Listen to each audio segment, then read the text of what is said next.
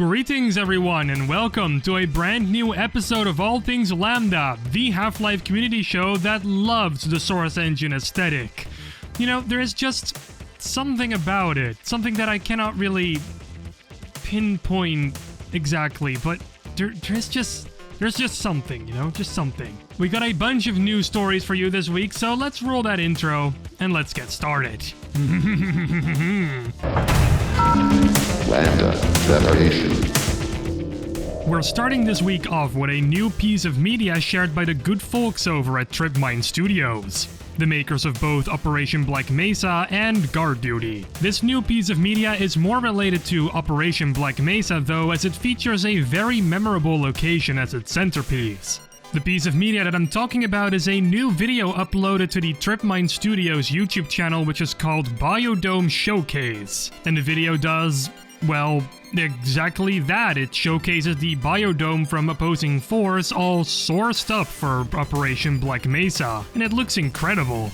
Not only is the Biodome an amazing piece of mapping work and is definitely going to provide some really fun gameplay, the video itself is quite the entertaining thing as well, it being presented as a lost VHS tape that was presumably found somewhere inside of Black Mesa, where a proud scientist shows off his work to his peers. It's good stuff and I invite you to go and take a look at it for yourself. It's linked down below in the description. Just like your home address and your bank account information. And all those pictures you took the other day. Yeah, you know what I'm talking about.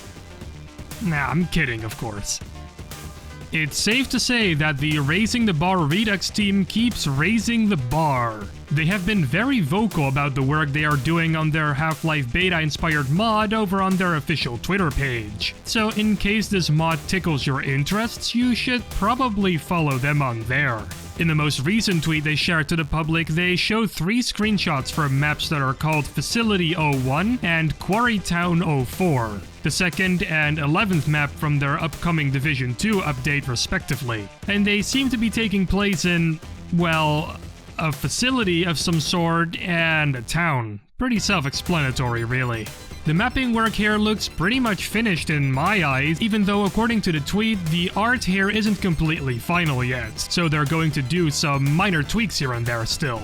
They should probably add a railing part here as well, as it looks like quite a dangerous drop. Might break a leg or something when you fall down.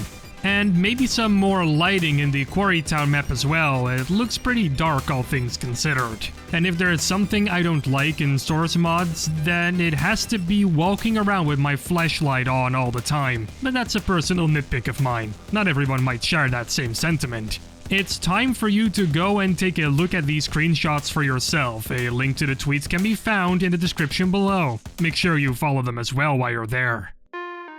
It's time for some news regarding Map Labs, probably one of the most popular competition/mapping jam organizers in the community right now. And they have announced 2 new events recently. One of them is a competition and the other one is just for funsies.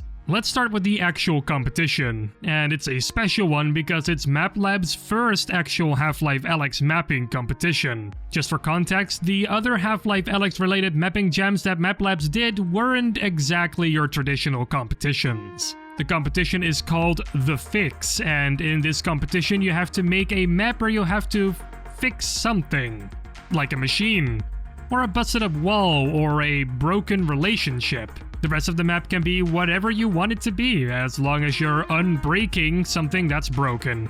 There are no guest judges on this one, and it ends on March 28th with the deadline for bonus entries being extended to the 31st of March. The first place of this competition gets to choose a game from the Humble Store valued at $30. Sounds great. The full poster with all the other rules can be found in the description below. The other mapping jam is a Map Labs test tube competition. You won't be getting a prize for this one. It's called Crossfire and it asks of you to take the layout of the acclaimed Crossfire map from Half-Life and remix it into whatever you like. What makes this test tube super special though is that it'll be judged by Valve's own Dario Casali, the creator of Crossfire, making this the first official Valve-partnered Map Labs competition according to their tweet.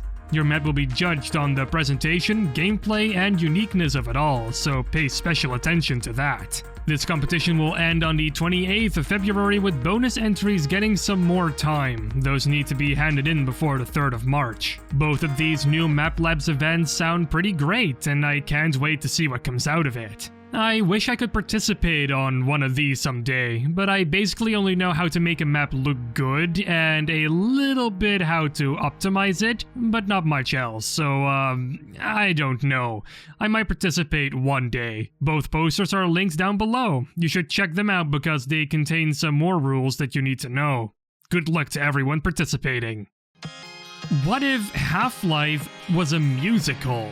Well, I'm not sure if Half-Life is the best property to make a musical out of, if I'm being honest here, but who knows? Maybe some company could have made something great out of it.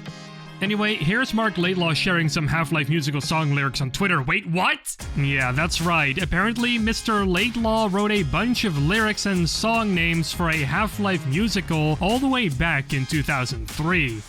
What was Valve up to that year?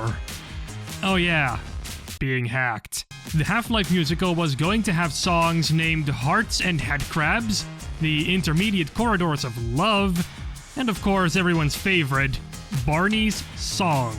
There's also some lyrics here and... oh boy, I'm gonna have to sing these, don't I? Yeah. Gordon will not speak to me, he will not speak at all. He won't so much as mutter when I pass him in the hall. When I'm in his proximity, I can't ignore his charms. I dream of being held in his HEV-suited arms. Okay, I'm not gonna sing more, don't worry. Oh, man, that was terrible. Alright, if you want to find this Twitter thread yourself and read all the things, then go ahead and find a link in the description below. And yes, I promise that I'll never sing again. This is Gus.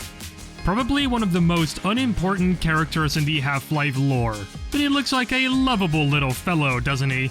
With his stubble and his amazing forklift driving skills, no person could resist his romantic charms whenever he decides to get off the forklift. In all seriousness though, Murphy Black uploaded a new video recently where he takes a good look at where exactly he can be seen and what the model itself can actually do. Apparently, it's fully rigged and the wheels and Gus's hands can actually be turned. That's pretty impressive for a model that's just meant to be seen from far away. There's more information about our little Gus in the video that Murphy made, and I don't want to spoil any more, so go check out his video. It's linked down below, of course. You know what else I really don't want to spoil? What we're gonna post on social media next. That's right, we're not just on YouTube, we're on Twitter and on Facebook as well. Especially our Twitter is booming right now with posts, so go follow us on there. It's all linked down below in the description together with our Discord server. Even our Discord server is booming. Well, sometimes. But it's pretty busy in there sometimes, so go and join. It's fun. Check out my stuff as well, my YouTube channel and my Twitter are also down below. Currently I'm working on a Half-Life Alyx map myself and I may post some pictures of that map on my Twitter. So in case you're interested in that, hey, give me a follow. Why not, right? What do you gotta lose? And with all that being said, I'm going to end episode 128 of All Things Lambda. Don't be sad though. Why are you always sad at the end? Just don't be sad. Because next week we'll be back with another episode. In the meantime though, don't forget to subscribe and to ring that bell icon so you'll never miss another episode. Salutations, and take care.